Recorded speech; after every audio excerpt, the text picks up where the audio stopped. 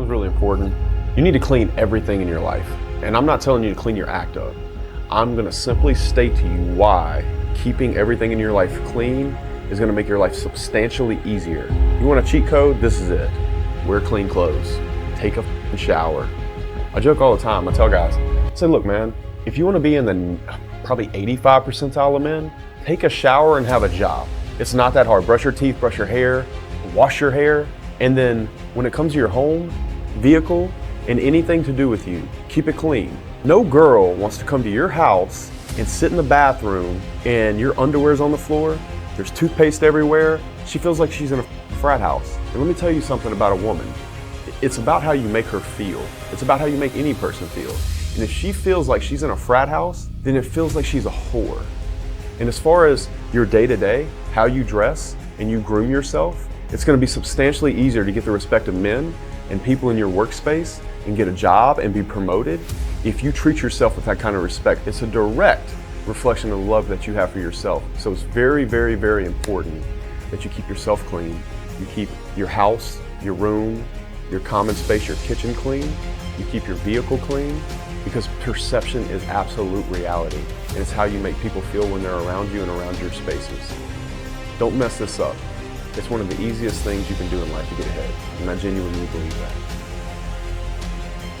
Yeah. And so the reason I say that nobody's coming to save you, and I say it so loudly and almost in a way like I don't even care, is because I really feel like we've told young men that if they try hard, if they will get their feelings hurt, otherwise it's all going to be okay. It is not going to be fucking okay. Yeah. It is not going to be okay, bro. You can try your best. You can do as best. You can work as hard as you want. If you do not create results, you are going to fucking fail, and it's going to hurt. Yeah. It's going to hurt bad. And don't let me be the one to love you passively.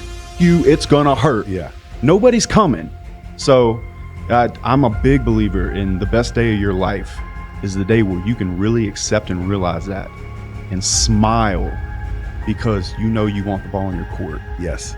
If it's game 7 in your life and you're not Michael, and you don't want to act like Michael Jordan, if you're not, no, give me the fucking rock. It's mine. Sorry. Of course it's mine. Yeah. It's my ball. I'm shooting the fucking ball. Nobody's shooting the ball for me. I want the ball in my court. Give me the fucking rock. If you don't feel that way, you need to go see the man in the mirror. Yeah. Have a long conversation. Identify whatever weakness that might, whatever fear that is, because nobody's going to fix it for you, because I don't have time to give. I simply have time to tell you, little brother, that I want to see you win, but until you look at the world through this lens, you will fail. Yeah. You will fail or get lucky, and get lucky long enough to fail big.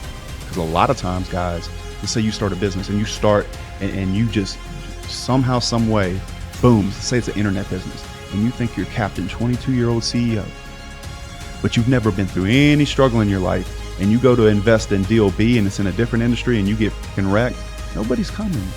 Nobody's coming. Yeah. But listen, do whatever you want as far as college, but let's talk about following your passion. Sure. Following your passion is absolute bullshit, because look at it like this. I like to work out. But if I thought that because I like to work out that I'm going to go be a personal trainer and then end up spotting people all day, I've lost my fucking mind. So I found something. The way you find passion is that you go through pain in something so much that you become competent. And once you become competent, you get to walk in a room and help people in a real way when they otherwise would not have been able to do it.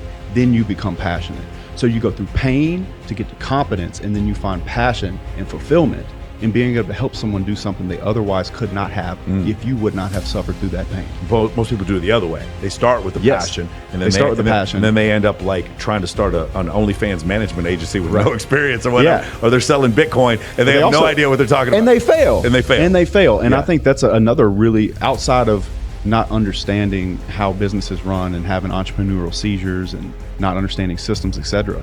I think that's another reason businesses fail. Yeah. Is because they start off with this pie in the sky idea of something they think they like to do, and then they realize that actual thing they like to do is only 1x in an overall formula that actually makes a successful business. And you could take that X out and put in Y, and most businesses will run pretty well. And so they think they're going to do this one little thing that they think they like to do, et cetera, and then they get burnt out real quick when AR's too high, accounts payable's late, they got people not showing up for work, they haven't built a culture, and they haven't built any systems, and they just get wrecked, overwhelmed, and then it's over. Yeah. It's over. Go follow your passion. They follow their passion, and then they don't want to, because they don't want to work. That's what they think it is. Now, so if you're in a business that is not sexy, let's say steel. Yeah. Hanging steel all over. Hanging steel in northern Louisiana in the summer. How about that? Bro, how about that? How about being a roofer in my homeboy is like a millionaire roofer in Nashville, Tennessee in the summer. I'm telling you, bro, it's hot. And on a metal roof, it's like working in a frying pan, man. Yeah, it's like working in a frying pan. But the point is that the business doesn't need to be sexy. You know, you think that you're going to be passionate about it. You're not. But I'll tell you, you get real fucking passionate when that check hits every week, for sure. or you're getting paid and you can live a life that you want. Yeah, you get real passionate about steel buildings in. Yeah. You see what I'm saying? Yeah. So in that regard, I completely stand by that statement, because, you know, you could pick between doing something you think you like and something that makes your life an absolute dream. And you're going to have to go through some pain, but I think that pain's going to be worth it. I wanted to do YouTube for a very long time. Let's talk about the 4 Fs. Okay? Because this is kind of like your philosophy on like how to be a successful man in life. Yeah, and look, I don't think it's anything new. No, it's nothing new, but I just like the way you phrase it. Yeah, so I say, you know, there's a 4 Fs. There's fitness, finance, fighting, and f***ing. If you can get that shit down, you're going to have a smooth ass life, bro. Yep. I've pretty much lived my adult life with those things in mind. I feel like it could be argued when it comes to the fighting, but I think fitness is first. Right. I think that actual fighting is very primal. Explosive strength matters. Athletic, you know, things like that. But I do think fitness first, and then it's kind of, you know, how you want to deal with those last 3, because the first one with fitness goes into all of them. I think they're very close, but you know, the discipline from fitness allows you to have discipline in everything else. And everything else, because you have to go through physical pain. Yeah. I'd probably go, you know, you could say fighting, finance, but I could see you switching that out, making a great point for any. I mean, I switched that up. I would put fighting last, just because if you have all those other things in order, your game, and because when I say fighting, I mean, of course, literally, but also like, you know, in general, just your overall experience and your interaction with women in general. I think it's very important. So if you have those other things in line, those the last one becomes substantially easier. It's just the middle two that you know, I think you could make an argument fighting and body language, like having body language when you know how to, you know, protect yourself, you know, so you're not small. But also I think finance can handle a lot of things as well. So yeah, guys like will carry them, like a guy who has like a lot of money in the bank carries himself a certain way, and so does a guy who can beat the crap out of you. Right. He also carries himself a certain way. You know, I think that both of them are kind of lopsided though, because I've met fighters, and a lot of times that's where the true fighters are. And a lot of times all the fighters I've known, they're generally really, really, really broke. And then I say this a lot, is I absolutely would not trade places with Zuck. Yeah. You know, you be as rich as you want. If you're a fucking dork, it's worthless, you know? So, because those are things you can work on. If you're fat or if you're a dork or whatever it is, like, it's not like you are resigned to that fate. That's the consequence of a lifetime's worth of actions, or inaction, more importantly, and not working on different areas of your life. You have the choice to be amazing. You absolutely have a choice. Yeah. Your value can actually be built. Dude, one of the best compliments I've ever gotten is a girl told me recently. She goes, 2 things. As a man, I think you get better looking every year. And as a man, I think you become a better man every year. Yeah. And that's absolutely an option for any man. If you are working on yourself. Right. If you're not, then it goes the complete opposite way.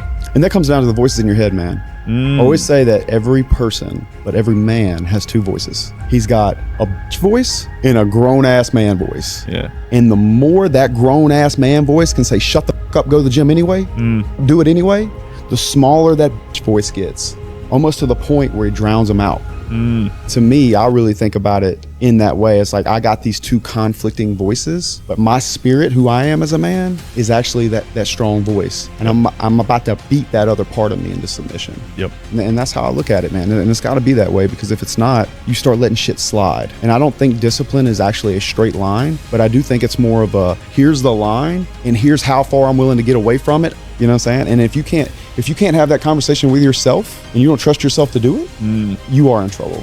You are. Unless you're superhuman, I think all of us have things that happen, like big thoughts. Yeah. You know, and it doesn't make you a bitch. It makes you a bitch if you ignore the voice that's telling you what you should do. Yeah. It makes you, if you listen to the thoughts and actually and like do what they're telling you to do. Right. That's what makes you, it's like your actions are what make you. And that's fucking quicksand. The thing, like you can control your actions because people think that a lot of people kind of associate themselves with their thoughts. They think they are their thoughts. Yeah. And this is wrong because if you were your thoughts, then who the fuck is the one listening to the thoughts? Right. You're the one listening to the goddamn thoughts. Right.